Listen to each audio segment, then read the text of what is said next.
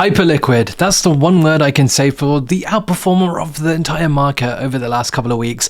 And we can thankfully say that in the portfolio, we made a good decision. Now, I'll come back to last episode here, episode 6, where we were around $8,000 and we talked about Hyperliquid. I think it was just over $20 at a time for one token. And we talked about how it was, of course, one of the revenue generating protocols and the catalyst that I think Hyperliquid has going for it, with of course EVM and hopefully much more as well in due time. And then over the last couple of weeks since that video, we've seen some really good performance in Hype, which has kind of brought back our portfolio to basically base where we started off this series from, which is good to know, and it's been a steady progress over time as we've kind of just climbed our way back up, but here's where we are right now. We've got a good portion of Hype. It's 50% of the portfolio. The rest, of course, in stables, which we've been earning from the three assets below, IBGT, Uga, and Init, which, I'll be honest with you, haven't performed the best. I think you can see that over the last 7 days. But even if you zoom out a little bit further, I think all three of these assets haven't really been the strongest ones. And in fact, I probably was better to cut my losses in the last episode, perhaps when we were at a little bit more of a peak. But thankfully, Hyperliquid has saved us, and you can see this from the price action that we've had, just from basically that video where we were, really good performance, and hopefully that continues. And I think with that, of course, we have seen, of course, Bitcoin going back to recent highs. In fact, if I just zoom out slightly, we might be able to see this a little bit more, going to 112,000 back at the end of May, or in the last week of May. Now, since then, we have been just kind of ranging around a little bit, and I'm anticipating or trying to think about where Bitcoin goes next. We haven't really seen that ongoing strength that lets it just continue to rip into price discovery. And so, yeah, again, something that I am thinking about, and something that I actually have mentioned a few times, is talking about like when the end of this cycle actually comes. And again, it's probably something that we'll probably talk about in the coming videos. But of course, this is Hyperliquid. It's doing an incredible amount of open interest and volume. Look at that, 3 billion on Bitcoin alone. And that is like one of the big reasons why it's been such a good performer. In fact, if you go to DeFi Llama, you can see that it is actually, you take Tron out because it's a chain. It is like the number one protocol when it comes to holder revenue. I think it's consistently been able to showcase this as well. I think if we actually look at holder revenue over the last 30 days, it is by far the number one app or chain or project in crypto that's giving back holder revenue. And of course, this is because 93% of the fees that come from trading on Hyperliquid go back into buying this token. And so there is this continuous TWAP directly into the Hype token itself. What's really interesting is you can see that there is a bunch of other interesting protocols that perhaps people are not really focusing on so much, and maybe this is where we're going to look to accumulate some assets in due time. But I think in general the market's been fairly slow, and I think in general a lot of attention has been around Hyperliquid. There has been attention around a few other things, Kaito being one of them, with some of the launches through there, or some of the projects launching through Kaito, one of them being Laudio.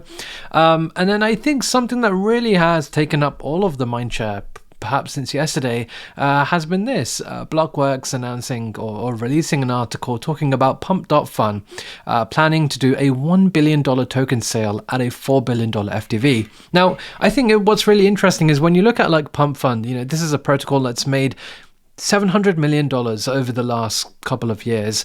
And when you look at that in the sense of price to earnings, $4 billion actually is very reasonable. I mean, you're talking about something that has so far made a similar amount of money to Hyperliquid.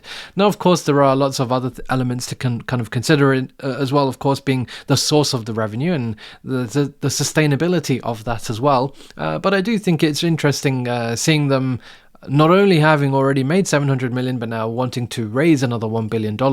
I think the valuation seems pretty reasonable, but the $1 billion is pretty absurd if you ask me. Now, I don't know what they're planning to do, whether they're going to make a pump chain, whether they're going to try and compete with Solana, whether they're going to acquire other companies. Are they looking to acquire streaming websites? Are they going to do something like that? I have no idea. But I think what's really interesting is yesterday I was just looking at like the total raises of things in crypto, and 1 billion would basically put it right at the top. We're talking Robinhood level, and Binance level. I mean, even FTX didn't even raise as much as that.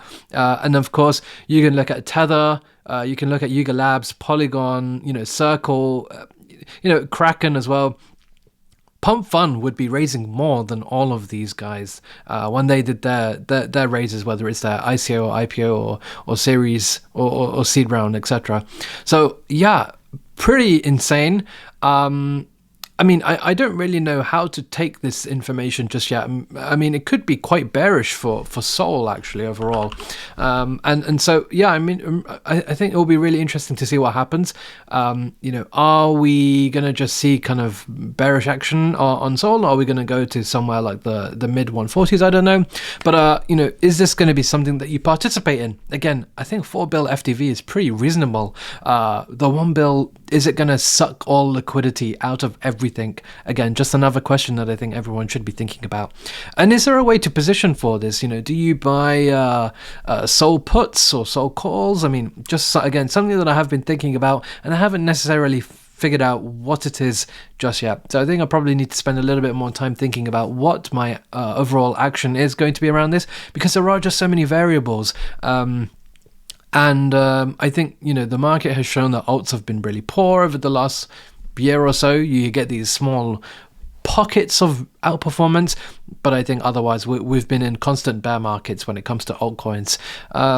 So yeah, what's Pump going to do? Is it going to inject and revitalize the Solana ecosystem, or perhaps the meme coin ecosystem?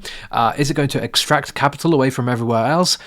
Is this going to be a bullish thing for Sol or a bearish thing for Sol? I think we'll have to wait and see, especially when we see more about the actual token details, the value capture. I think I've heard some rumors talking about 25% revenue share through buybacks. Again, we'll have to wait and see. So yeah, I think just another update in terms of where we are in the portfolio. We're kind of at break even again, and we'll have to kind of see where we go from here. Look, the honest answer is I think altcoins are not that strong anymore, and I think you really have to just pick your plays well. The likelihood is I probably will be cutting the bottom 3 assets in due time and consolidating them into staples and perhaps something like Bitcoin for the time being, until we potentially find what it is that we want to buy next. Maybe it's going to be Pumpfun. Despite the fact that I'm not necessarily the biggest fan of meme coins, I do appreciate the business that Pumpfun have. Whether it's extractive or not, that's down to your opinion as well. But I do think that there's going to be some small pockets of opportunities, and I think those are kind of where I'm going to try and capitalize on, because I don't think we're going to see a massive... I hope we do, but I don't think we're going to see a massive altcoin season anytime soon. So yeah, that's pretty much where we are. That's episode 7. Let me know what your thoughts are, and we'll be back with plenty more videos in the not so distant future.